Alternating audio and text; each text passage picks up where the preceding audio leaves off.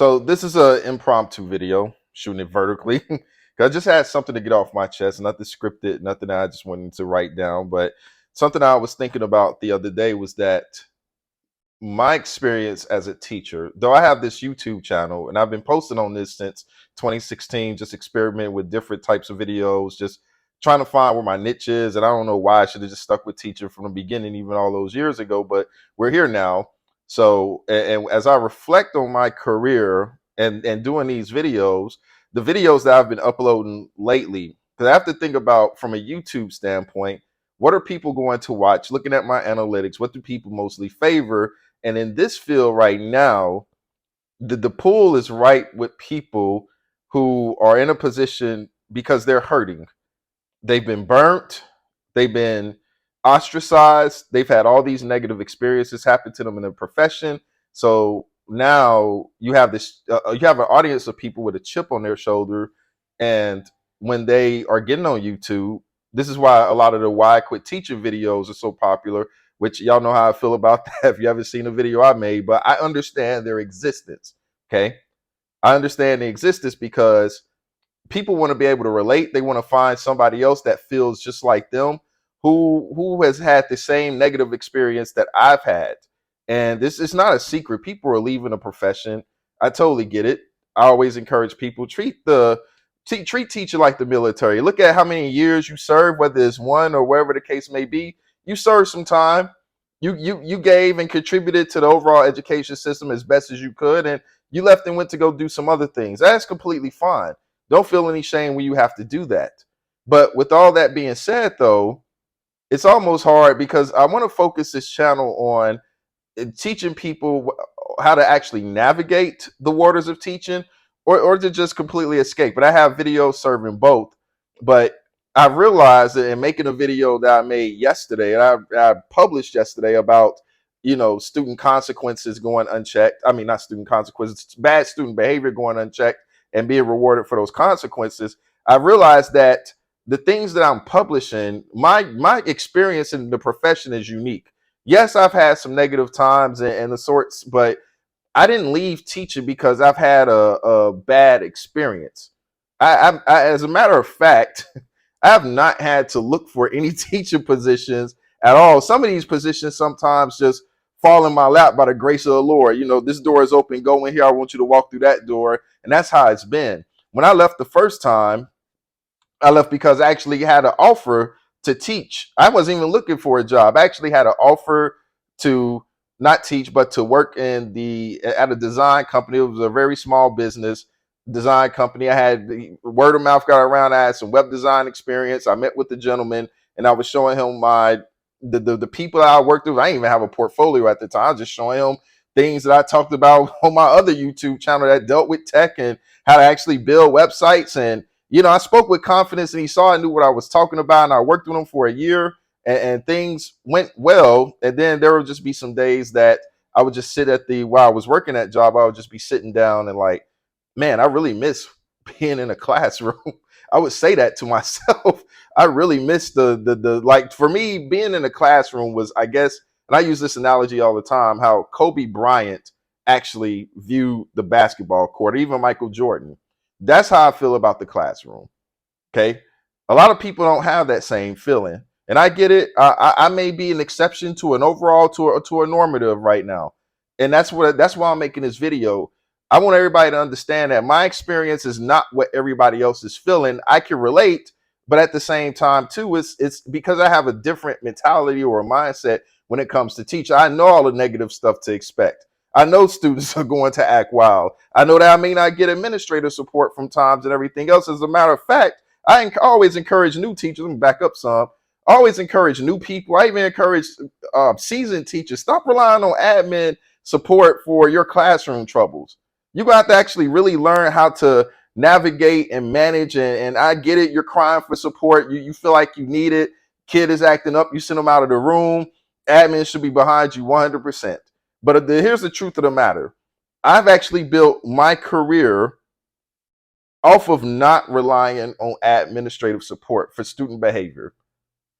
My father-in-law actually, he tells me this tale all the time when he actually went to go work in the juvenile system and he had to teach classes there. It was just him and those, and these are people who've done crimes, juveniles who's killed somebody, heinous stuff, felons, all those things. And the one thing he told me was that all he had was his connection with the Lord, because he's a pastor as well, and his personality that carried him through.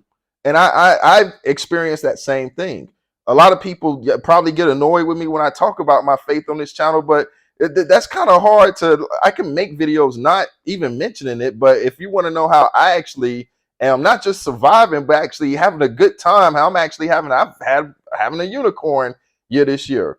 My faith, and I have to keep reiterating this. It's not about quoting scriptures or anything like that. It's just when I walk into the classroom, my belief, my Christian foundation, I don't want to say fundamental because I'm not a fundamentalist, but my Christian foundation in terms of how I approach students. If kids are acting wild, there's chaos all in the classroom, I'm at a crossroads now. Do I give into my flesh and get frustrated and just scream like a banshee? Or do I just, in the storm, peace, be still?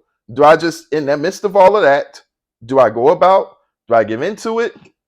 Or do I just sit back and I see, Lord, what do I do right now? How do I handle myself? What is the best strategy right now at this moment? And I always get clarity and I always get an answer. That's what I mean by that.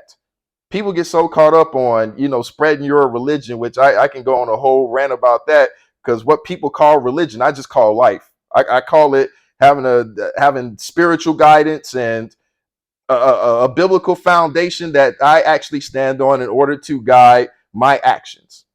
That's what it is.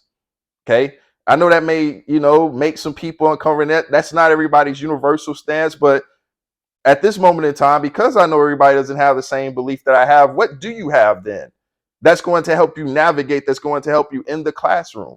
Because I'm telling you, I had a boss years ago actually tell me, not tell me, but I heard him actually tell some other people, you guys knew what it was like when you got here. You knew what you signed up for. And people were taken aback by that. But now that in hindsight, when I look back at it, in a way, he's right. He's not completely 100% right, but he was right. We knew that we're working in Title I schools. We're working in predominantly minority schools. That's Hispanic and Black, because most of the schools I worked in are not predominantly Black. They're predominantly Hispanic, and Black would be the secondary minority demographic in those schools. But we know that the type of community, the type of attitude, the behavior, the culture that these kids are in, you have to come to terms and accept that. And then you have to actually either learn to that culture and figure out, how am I going to be able to talk to parents? How am I going to communicate? Am I going to have this "you poor baby"? That's also a detriment to a lot of teachers, especially lady teachers that come in, because a lot of them do have this whole "you poor baby" and having this pity mentality. And that's kind of ridiculous in and of itself. What are you going to do in order to navigate while you're in the classroom? A lot of people don't want to ask that question. They just want to quit. And again, that's completely fine. That's fine. But as I'm making this video, I really had to get on here and just, for the record, anybody can use this video as a reference point. If you're continuing to watch the videos on this channel, anything that I discuss, I make observations based on what I've learned from teachers online, what I'm seeing, what's happening in just the overall education sphere, my own personal experience, things that I've saw what happened to other teachers that I don't necessarily get happen to me. I'm in a very blessed position. In a way, I'm the exception to the rule, and that's why I don't like.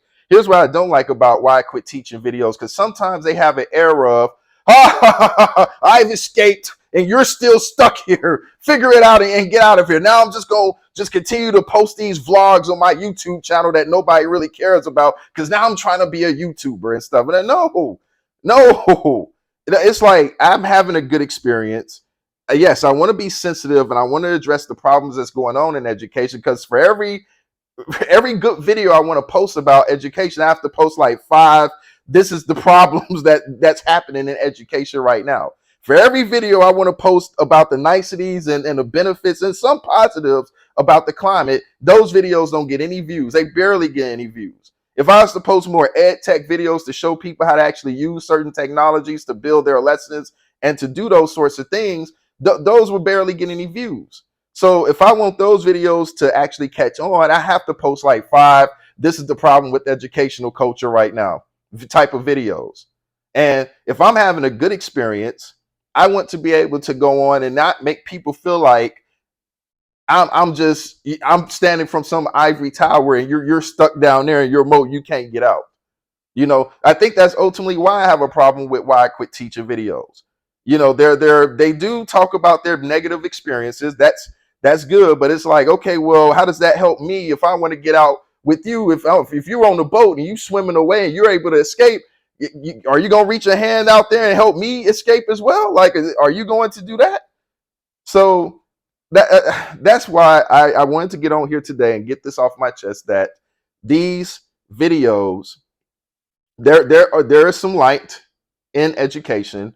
And if you're somebody that's watching this and you're still a teacher that wants to be in education, then know that you have to be able to find something. You have to have something that you're able to stand on in order to be able to be a light to the children that you're interacting with. And not only just your children, but more importantly, your colleagues. I think I go to work more because I have a lot of fun with my coworkers than I actually do with the students. I love every year that I go to out that I'm working, I look forward to my coworkers. The students are there, yes, and I have good relationships with them, and I've been actually really good at building relationships and being understanding and not letting things affect me, because over time I become calloused, and not calloused in a way to where I'm just cold-hearted, but calloused in a way to where you're not going to affect me any longer. And I'm going to still, even if you curse me out, you say something negative towards me, I'm gonna still have the same positive attitude, optimism towards you, and show that just pew, pew, pew, pew. All those fiery darts are just bouncing off. And over time, kids just say like, "Man, I can't make this guy fold at all." And that's just what it is. So you have to find something to make sure that you can able to navigate and do the things that you need to while you're still in the classroom. Otherwise, it's okay if you need to escape. I got more videos coming in terms of teaching you how to transition out other jobs to find out. Cause I want to attack and I want to address both sides: the navigate and evacuate, or you can say escape, but I say evacuate because that's 3 syllables and navigate's 3 syllables. So it just kind of that's how it works in my mind. But anyway, just a little quick rant video. I probably am the exception to the rule. I have a definitely like outlier experience in education that other people just don't have. But I make these other videos to kind of show I do understand, and I want to have a hand out there to help you either get up on the boat and you can make a choice to leave, or you can make a choice to swim these waters. That's all I'm trying to do. Thanks again for watching. You want to see the other sides of things? Yes, I am promoting the mailing list. Go down to the pinned comment in the description below. Sign up to the teacher show. Teaching is a sideshow, and there's a lot of cutthroat clowns that exist in this place. And you can learn how to navigate even more with content that I obviously can't put on YouTube that you can actually see in my mailing list. Thanks again for watching. I'll see y'all next time.